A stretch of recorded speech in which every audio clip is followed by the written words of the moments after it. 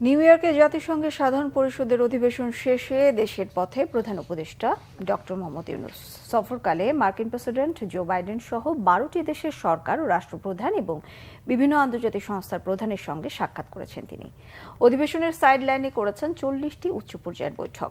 Doctor ইউনূসের এই কর্মযোগ্য বাংলাদেশের সঙ্গে আন্তর্জাতিক বিশ্বের অর্থনৈতিক, কূটনৈতিক সম্পর্ক ও অংশীদারিত্বকে এগিয়ে নেবে বলে আশাবাদী বিভিন্ন মহল।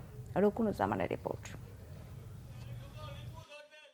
জাতিসংঘের সাধারণ পরিষদের ৭৯তম অধিবেশনে যোগ দেওয়া বিশ্ব নেতাদের স্বাগত জানাতে মহাসচিব আন্তোনিও গুতেরিসের সংবর্ধনায় যোগ দেওয়ার মধ্য দিয়ে ২৪ সেপ্টেম্বর যুক্তরাষ্ট্র সফর শুরু করেন অন্তর্বর্তীকালীন সরকারের প্রধান উপদেষ্টা অধ্যাপক মোহাম্মদ ইউনূস।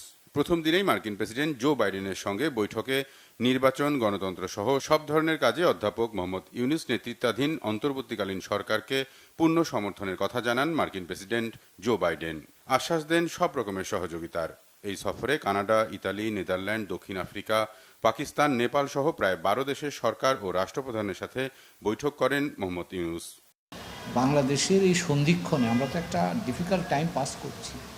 এই সময়তে এই ধরনের একটা সমর্থন, এটার অনেক মূল্য আছে। A friend in need is a friend in deed, আমরা শুনেছি।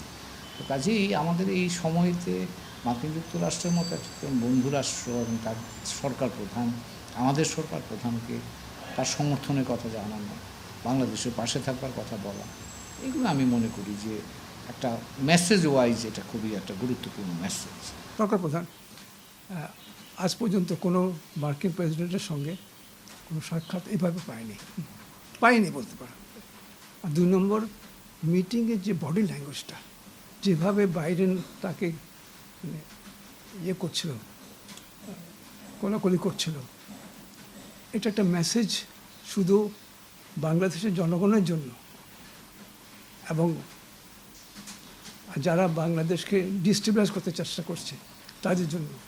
বিশ্বব্যাংক প্রেসিডেন্ট, IMF এর ব্যবস্থাপনা পরিচালক, মানবাধিকার কমিশন, মার্কিন পররাষ্ট্রমন্ত্রী, চীনা পররাষ্ট্রমন্ত্রী, জাতিসংঘের শরণার্থী বিষয়ক হাই কমিশনারের সাথে বৈঠক সহ অধিবেশনের সাইডলাইনে 40টিরও উচ্চ পর্যায়ের বৈঠকে অংশ নেন প্রধান উপদেষ্টা। এসব বৈঠকে $3 বিলিয়ন বিশ্বব্যাংকের সহযোগিতা সহ নতুন সরকারকে সংস্কারের পূর্ণ সমর্থন ও সহযোগিতার প্রতিশ্রুতি আদায় করেন অধ্যাপক মোহাম্মদ ইউনূস। বাংলাদেশের এই সংস্কার কার্যক্রমে যাদের যাদের সাহায্য দরকার, যাদের কাছ থেকে আমরা সহযোগিতা পেতে পারি, তাদের সকলকে কিন্তু ওখানে পাওয়া গেছে এবং সকলের সাথেই মিটিং হচ্ছে।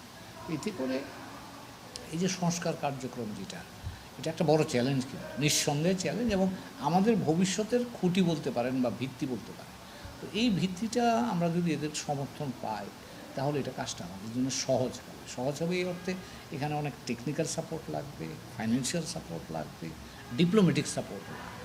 জলবায়ু ও রোহিঙ্গা সমস্যা সমাধানে বিশ্ব নেতাদের দৃষ্টি আকর্ষণেও জাতিসংঘের সাধারণ পরিষদ অধিবেশনের এই সফরে উল্লেখযোগ্য তৎপরতা ছিল প্রধান উপদেষ্টার। UN Secretary General may convene an all-stakeholders conference on the Rohingya crisis as soon as possible. The conference should review the overall situation of the crisis and suggest innovative and forward-looking ways out. সফরের শেষ দিনে সাধারণ পরিষদ অধিবেশনে প্রায় 1.5 ঘন্টার ভাষণে নতুন বাংলাদেশ গড়তে বিশ্ব নেতাদের পাশে থাকার আহ্বানও জানান অধ্যাপক ইউনূস। বিশ্ব সম্প্রদায়কে আমাদের নতুন বাংলাদেশের সঙ্গে সম্পৃক্ত হওয়ার উদাত্ত আহ্বান জানাচ্ছি। রকুনুজ্জামান, বাংলাভিশন, ঢাকা।